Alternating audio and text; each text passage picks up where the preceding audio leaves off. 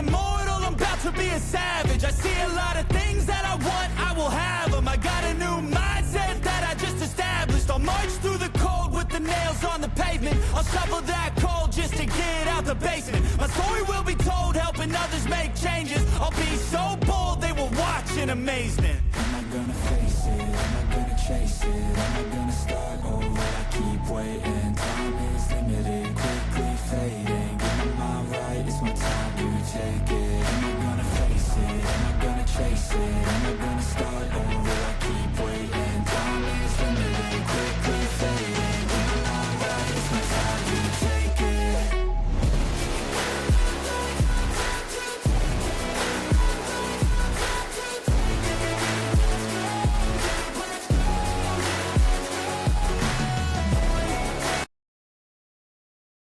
So, hello everyone. Welcome to Bulldog Matt again.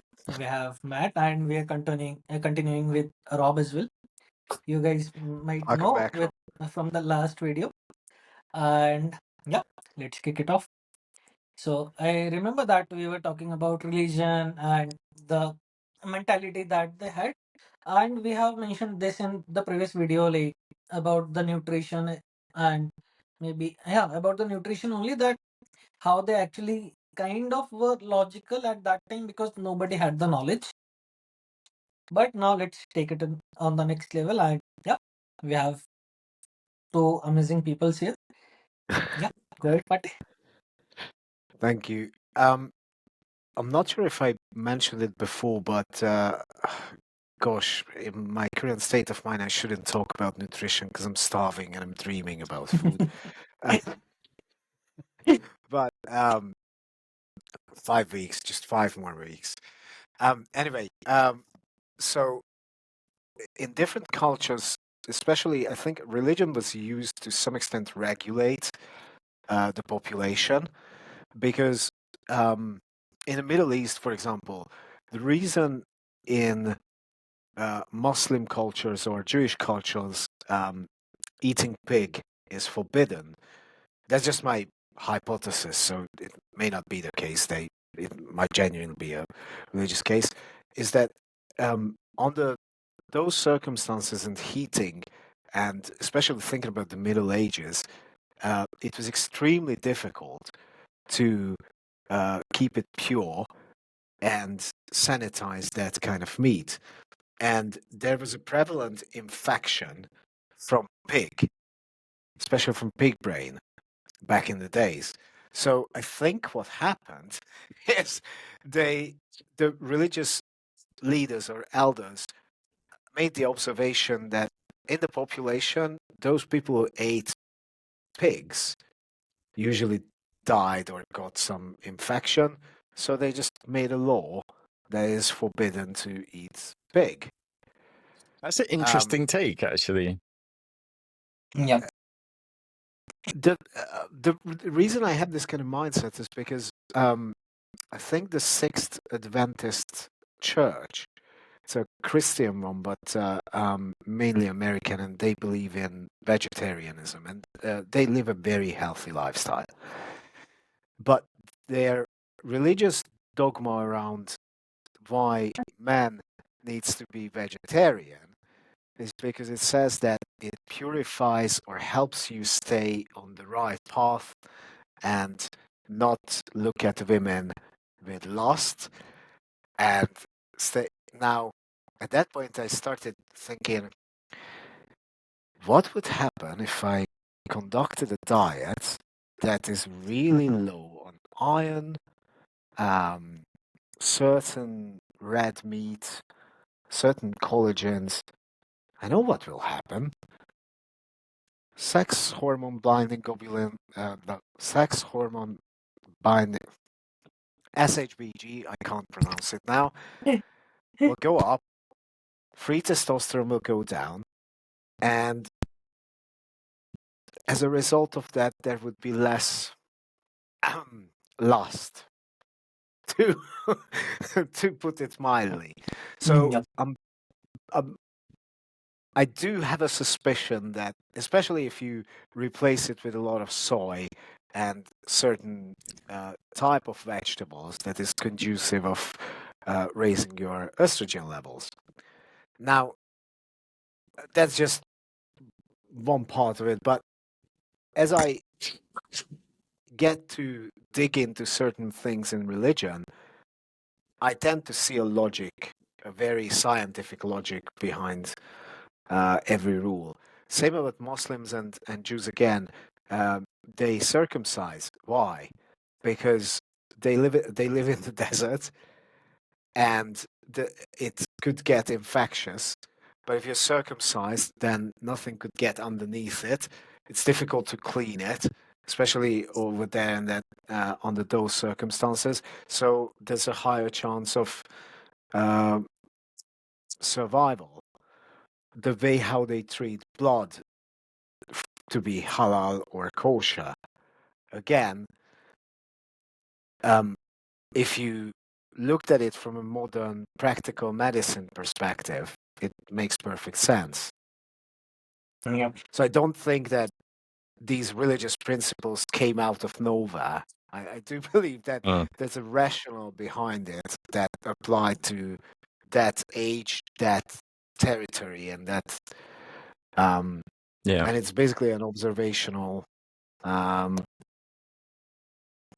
it's a tool for like intervention. passing information down, I guess. Yeah. Like, I totally see what you're saying. Like, it makes a lot of sense to me that that would be the case, you know?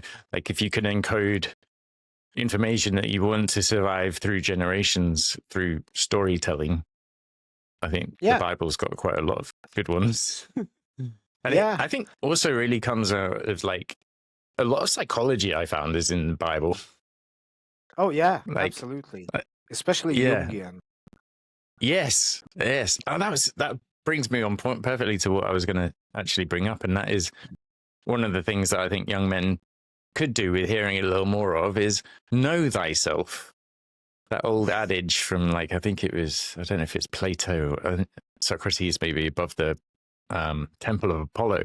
But knowing who you are, knowing what your talents and your capabilities are, so important. Do one thing. I highly, highly recommend it. I did this as a part of my career, actually. It was one of the training courses I got sent on. And I think most of the big companies and corporations engage to some extent in this type of training just because it helps elevate self-awareness in people and understand how they can work together better in teams and so on and so forth. I don't really want to go into like too much of this in detail, but like the, I forget now what they're called, personality types. It's very, I forget. The test begins with an ISTGM. Yes. I know what you're talking about. I heard about it, but I have not done it and I have not studied it. I highly recommend it. Myers-Briggs, that's what it is. Little tip. You can go on a website and you can do the test for yourself and you can get your personality type summarized and so on. You can go and do it with AI, actually, if you want to go and have a chat and say, ask me some questions to determine my personality type. I love it. So yeah. There's, I'll give you a link some afterwards if you want to put them in the notes. But please do. Yeah, do that. It asks you about 20 questions. It gives you scenarios, and it'll give you back what your personality type is, and it gives you a little summary. I won't bore you with what mine is, but all I'll say is it's a rare personality type. But it's like a horoscope, but a very, very fine-pointed one. And let me be clear about how this stands in terms of like overall social sciences and how it's accepted. It's seen little more than just a horoscope, really. It's very accurate. It might be full of some Barnum statements, which are general statements that apply to everybody, but understanding your personality type, like whether you're an introvert or an extrovert, just from the basics, you know, and it does tie in with the big 5 personality types, which are a lot more scientific based. Like it's testable, the big 5 personalities. And they are openness, conscientiousness, extrovertism, agreeableness, and neuroticism. Those big 5, find out where you sit in those and use them to your advantage. You know, if you are an introvert and you're better at thinking skills and mental tasks, or if you're an extrovert and you like being outside around people, like you can understand more about yourself from going through this process that will stand you in a much greater shape for having an awareness of yourself, how you fit in with the rest of communities and the teams that you're interacting with. And it's also a really great way to learn how to work with other people. If you can, like, this was, I think, probably one of the advantages of having it as a company thing was you go on the training session, you get paired up with that awkward situation, you talk about these things, you do the exercises and stuff. But it's highly valuable, and I think there is a real reason why companies do go to the effort of spending money and time doing this, because it works. It's useful. I will take your advice, and I'm going to go one step further. I'm going to do mine, use AI. And based on that, I will try to integrate it into my framework, because I do believe if it is useful, especially with the big 5 personality types, then the more you know about yourself, the higher the chances are that you will find the right calling, job, whatever for yourself. And not only that, but I do believe that it can help narrow it down, like how we how we find the right partner.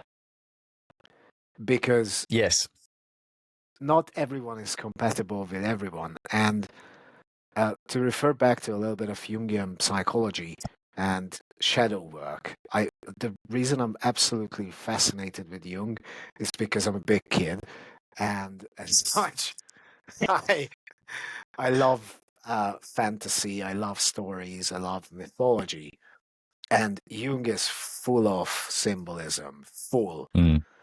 And sometimes he even argues that unless you understand yourself and resolve some issues coming from your past, there's a high chance that you will get into karma, which basically means that you try to, your shadow will do the choosing for you in terms of partner, and you start repeating the same story over and over again, just with 1,000 different faces. And when I learned about it and I started working on myself, and well, I started working on myself way earlier than that, but it was part of the journey. At one point, I was like, oh shit, I see the pattern. No, but seriously. Yeah. And then you're like, okay, what is it that I need to work on myself? What is the conflict I'm trying to tragically resolve in a different situation?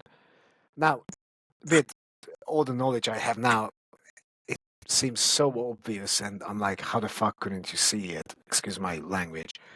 But when you're in it, of course, it's not that obvious. So, the moment I realized that my mom was a narcissistic abuser, and by the way how I realized it is through IT, because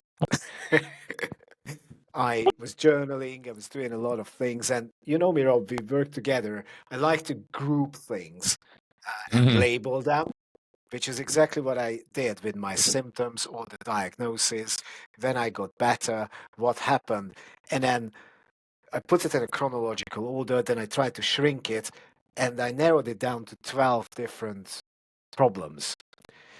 And then I asked Gemini.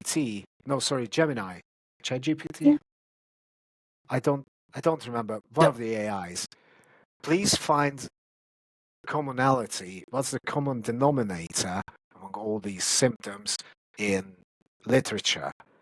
And it came back with a certainty level of 970 something against 1,000, which is almost functional like, with recommendations of how to recover from narcissistic abuse. I was like, oh shit. And then I started researching it, and it was like, okay, so the DSM defines these 8 or 9 criteria, and it was like, okay, just think about my tick, tick, tick. oh shit. And at Yeah. that point, I was like, okay, now I understand. And then the penny dropped because, in my case, it's so obvious in hindsight. Um, when you have a narcissistic mom and you still have this inner child, you try to win, you try to create in your relationships sort of like a situation where you have an unavailable, cold, or unfair female, and you try to earn their approval, try to earn their love, and eventually they either destroy you or leave you, or because you're repeating the pattern until you manage to go back to the root cause and heal it. Yeah. And Jung actually calls it karma. And at that, so that's why I'm like, there is connect. So in my case, the more I've learned about psychology, the more I learned about neuroscience, the more I found my way back um, to my own religion or to my own faith. Because it was Mm. like, this can't be a coincidence. There's just Too much it is so, overlapping stuff that happens. and it's just so organized, so perfect, as if someone designed this system. They have kind of, right? That's how it is. Well, by the way, with all these stories and everything, right? I kind of am scared of getting married now.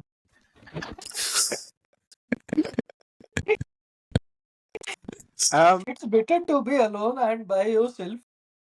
Look, what I would advise to you is learn yourself, understand yourself first.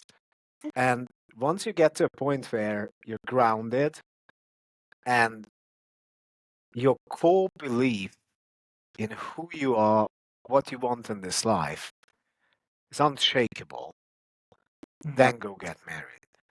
Because Mm. then I think then you will just find the right woman. Let's hope. I think We it can comes just with hope. Or more time. like attract the right woman is Yes. maybe a better way of putting it. Yeah. Yes. Yeah. I think that's an important thing. Being able to like be comfortable in your own skin and not having to rely or depend on anyone else. Like, it's a bit of a lone wolf kind of characteristic, I think, and people might think, oh, you can't survive like that. It's not life, it's not very good for yourself. It's like, well, it's reality, It's at the end of the But day, we are all dependent on ourselves, and if we can't depend and rely on ourselves and see ourselves get through the hard times, then what use are we? and I would challenge that statement that it's a lone wolf. I Would you? Yes. The reason I would is simply just based on my own life experience. I never was left on my own devices. Yes, I had a suboptimal upbringing, let's just put it that way. But I did have mentors. I was lucky. I did have good teachers. I have friends from my childhood, and that friendship is so strong that we have known each other for fucking 30 years and have gone through thick and thin. Um, you're not really alone because there are, and I mean, once I got through the rock bottom part of um, walking away from that anxious avoidant trap and then my hip replacement surgery and all the shit, I actually started enjoying being single. And not just a little bit, but like, shit, I just love this peace.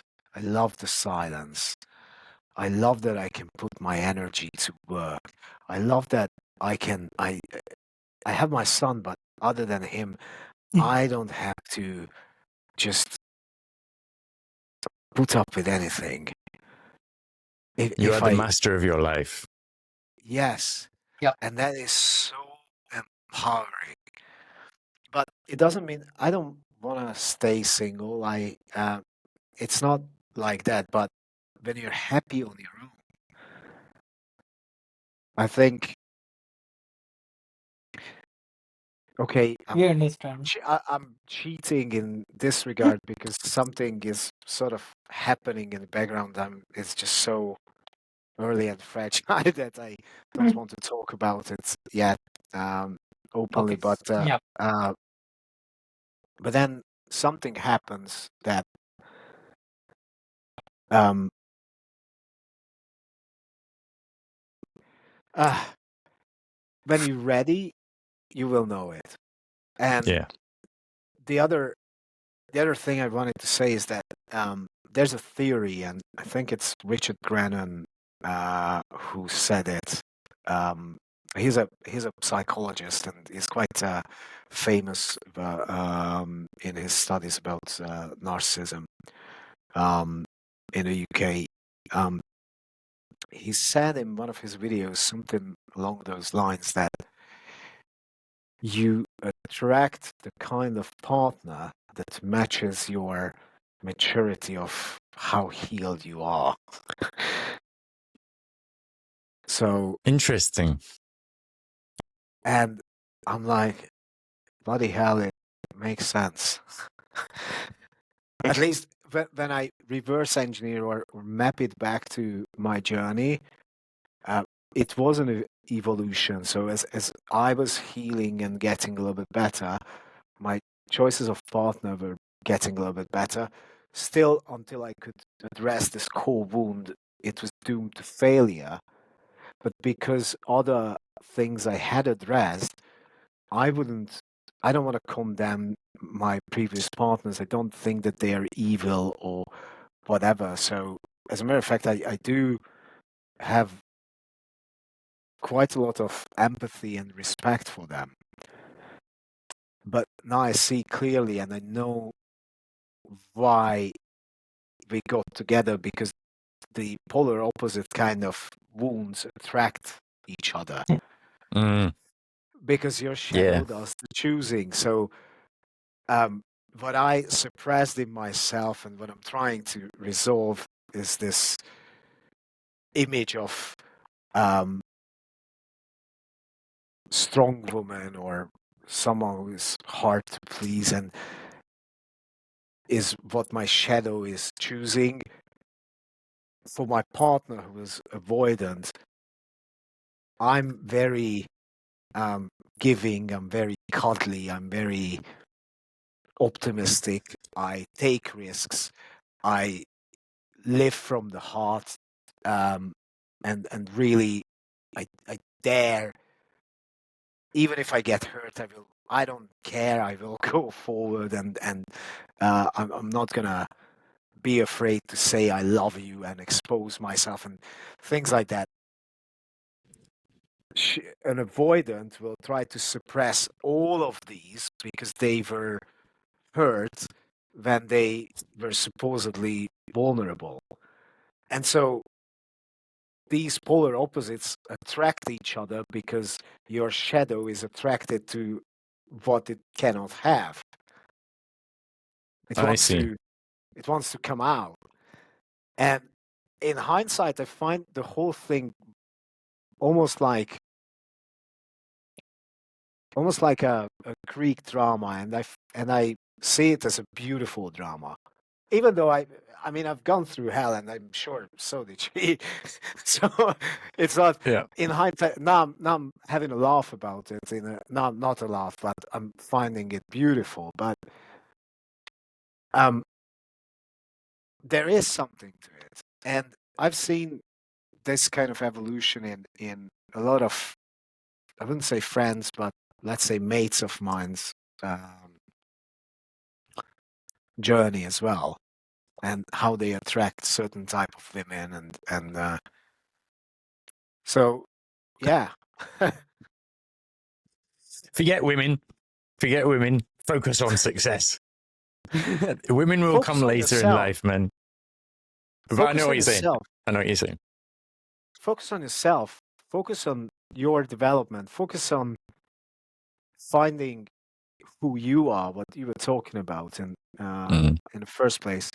Because once you found it and liberated yourself from all the shit that was put on you, either by society or upbringing or whatever, then you will be free, and that freedom attracts women who do have value. At least uh, I value different things in women than others, but uh, you get what I'm saying. Sure. Yeah.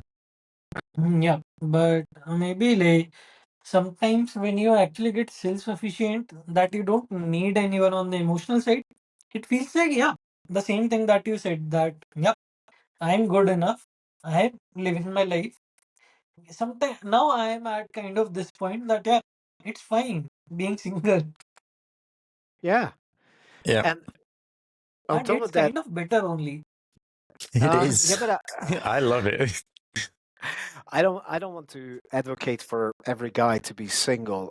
I want to advocate for every guy to work on himself, because if you chase finding a partner first, that relationship will expose your weaknesses, your unprocessed shit like nothing before, and you will walk into a minefield with hoodwinked, with blindfold on. Yeah. And I'm not joking. Like that's how it feels like. At least that's how oblivious I was of the fact of people online talk about the red flags and these kind of things. When you start, or back in the days, I was like, "What the hell are you talking about?" Like, I didn't even why know is what it- a red flag was 10 years ago, Yeah, 5 years ago. yeah. So, These are the Zinji things that we are now getting. We are just hearing about it and we are talking about it. and And by the way, nowadays things are like waivers. Mm. I think that is equally important for women, because I have a couple of female friends, and they have gone through hell as well. And I'm always, when I hear the story, I'm like, all right, there must be something how you grew up. There's must, Yeah. and 10 out of 10 times I was proven right. So it's not, So true. because it's not a coincidence, because the other, I'm not sure if it's Jungian psychology, but anyway, in general, psychology also teaches us that we model through our parents the male and the female figure. So if you're a man and you had a healthy relationship with your mother, then chances are you will find it easy to find a partner, and chances are it will be a secure relationship, because um, especially if your mom and dad had a good relationship. Mm. If you're a woman and had a healthy relationship with your dad, again, chances are you will have a secure relationship. However, in absence of that, and if you take a look at even our generation and the next two generations, are way worse off, with broken families, with Mm. dadless families. They are effing doomed until they actually growing up, until they actually do the work, and unless unless they start working on themselves, I'm afraid we are looking to a future of a lot of drug addicts and failure and misery, which will lead to war, because frustration in man often leads to something horrible like war. Yeah. Sleep is sort of like at the center of it, right? So if your Mm. sleep is messed up, then you you start craving certain kind of foods, because your cortisol level is all over the place. It's too high. You cannot produce the regulatory neurotransmitters, and in order to potentiate dopamine or serotonin, you crave sugary black chocolate, sugary kind of carbs, and that's just if you don't have a good night's sleep. But the reason I find it a little bit spiritual is you get the best sleep if your circadian rhythm is in tune with the outside world and light, meaning that you go to bed when the sun goes down and you wake up when it comes up. Which is That's my why, sleep cycle. no, yours is the polar opposite. Yeah, so I actually like usually when sun actually rise, right? I sleep at that time. Um, it will mess up your a lot of your hormone production, just for your information. So Yes, master. God, bugger. You don't have to Yeah, take my advice. It's just you live your life however you want. I'm a classical liberal. I'm like, who am no, I so to tell you? no, so But sir, that was not a sarcasm. no, okay. I am trying to take your advice, right? I'm trying to fix it as well. No, the first thing you might want to fix is your sleep, because Yeah. I'm moody if I'm sleepy. I'm not my best self. I can't. I find it more difficult to do any kind of task. I find it more difficult to motivate myself. So having one messed up night, okay, you can live with that. But having 5 or 6 in a row it will really do a number on everything else. And where I wanted to channel it back to spirituality. So if you're in a sunny place that is a bit closer to nature, you walk in the sun a bit more. Usually, people feel like they're a bit more spiritual, and um, in those cultures, you take a look at what they eat, when they eat it, and how they live, and somehow it self-regulates. And they are one of the healthiest populations on earth.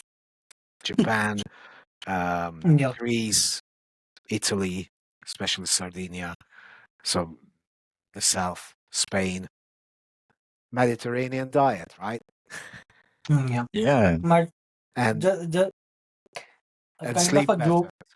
method. Yeah, kind of a joke for you, or maybe like something that happened with me recently. I told you that in a rage I actually broke my phone, right? Yeah. So I had a word with my dad, and it wasn't anything like a fight or anything, but it was just something. So last time this happened, I actually had an accident with my car, and that was totaled. So, I'm Uh-oh. so sorry for you, man. so it, I have a Okay. wonderful. Just one last thing I just wanted to add in. Or I guess really ask you, Mate, like you mentioned, and I've known you've seen like in a couple of your videos in the past, you mentioned that you do journaling. Yeah. What, or if any structure do you use when you journal? It was a little bit all over the place at first. Mhm. So I created 3 different Google Docs. Okay. In one Google Doc, I tried to remember my past. So I started just writing down my life story. In one Google Doc, it's fully chaotic. All I do is I date every entry, and what I put in is, okay, I dreamt about this last night, and I just try to quickly write down what I remember. Mhm. And then in the third part, if something happens, that's the third Google Doc, I date it and basically write down this happened, that's the background story or circumstance. I think this probably means this, or this is how I reacted. And that's just documentation. The power behind it, and this is where I embedded it into my framework and have already written a presentation, we just have not recorded it yet, is some of the self work I do is I write down the situation. I'm going to give you an example. One of my exes was really sensitive to me getting angry, even if it was justified about anything. So I really had to, because I was trying to please her, I really had to not only calm down and control anything that would upset me. It wasn't enough for her because she was hypersensitive.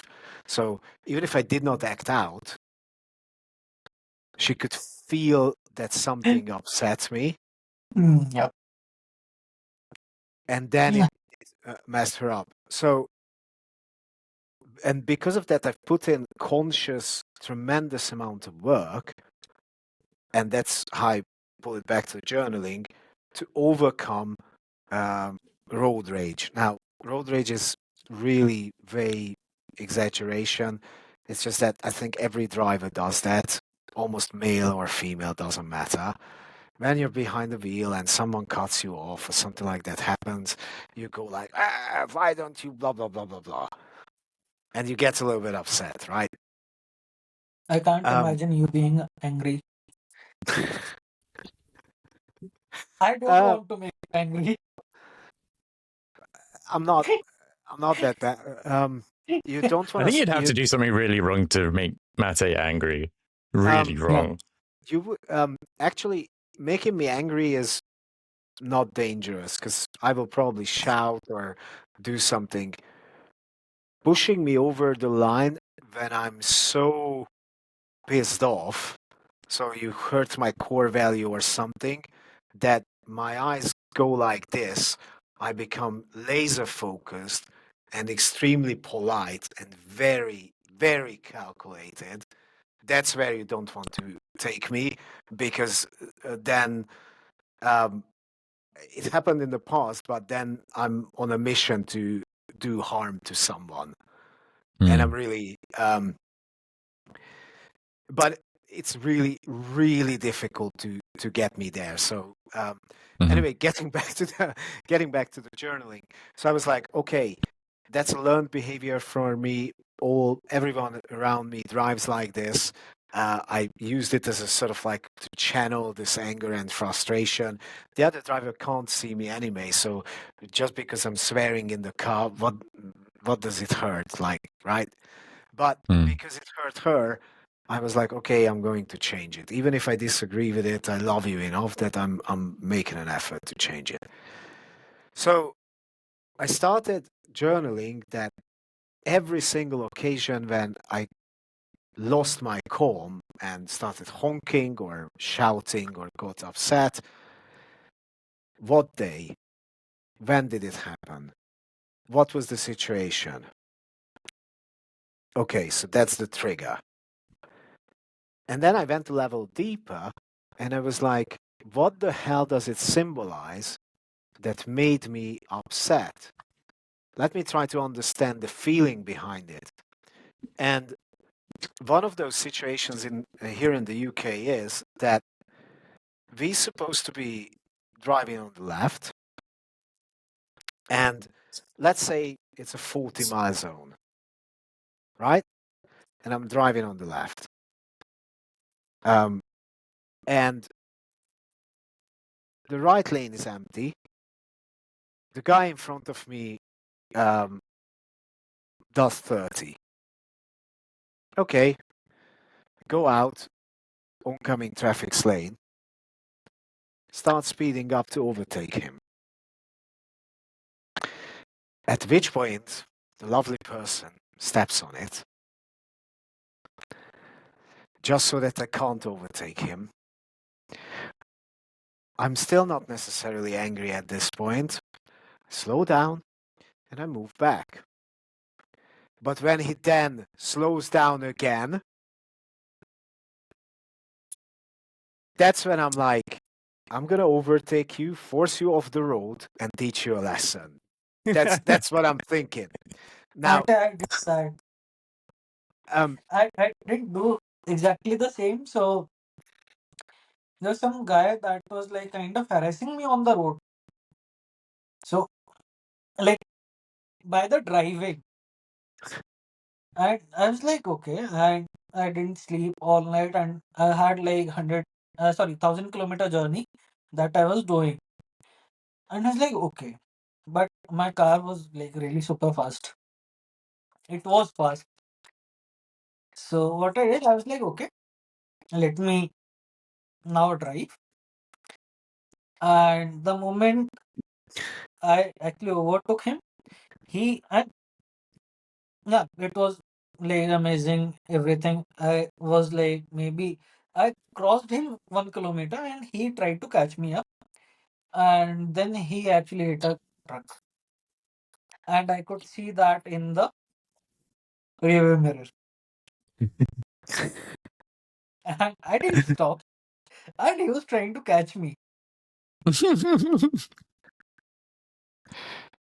um, wait. Sorry, just one thought. That's what I was referring to, Rob, because as I told you, I actually started working on it. We just have not recorded. Right. But so my trigger examples, self-identification mapping. Practical examples from my journaling. Spring 2022, traffic issue. Blah, blah. How did I feel? Why? The CBT solution. Rationalize. Keep your calm I and smile.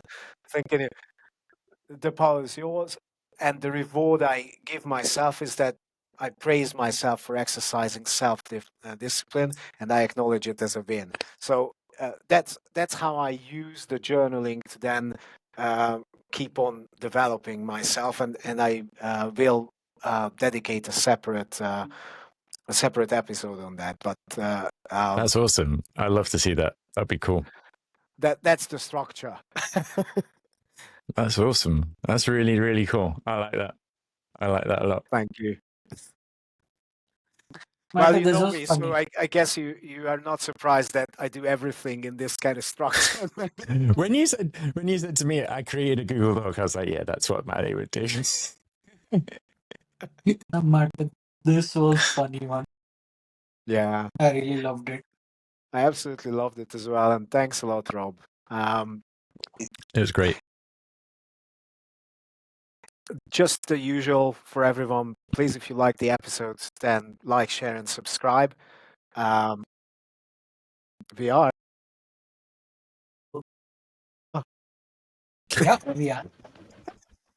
That's all, You folks. Thanks a lot, Rob, for having joined us a second time. I really did enjoy it and appreciate your input. I hope we can see you again. And just the usual stuff. Please, if you like the clip, then like, share, and subscribe. It helps the algorithm. It helps us to get this message out to more people. And we're doing it for fun. So please do like, share, and Yeah. subscribe. It was really fun with you, Rob. It was awesome. I had a great time. Thanks, guys. Thank you. Thank you, everyone. Have a nice day. You too. Take Pain I felt is paid for, all is said and done. Oh, I am restricted, fixed upon the web. I need to kick the habit that my mind is bringing.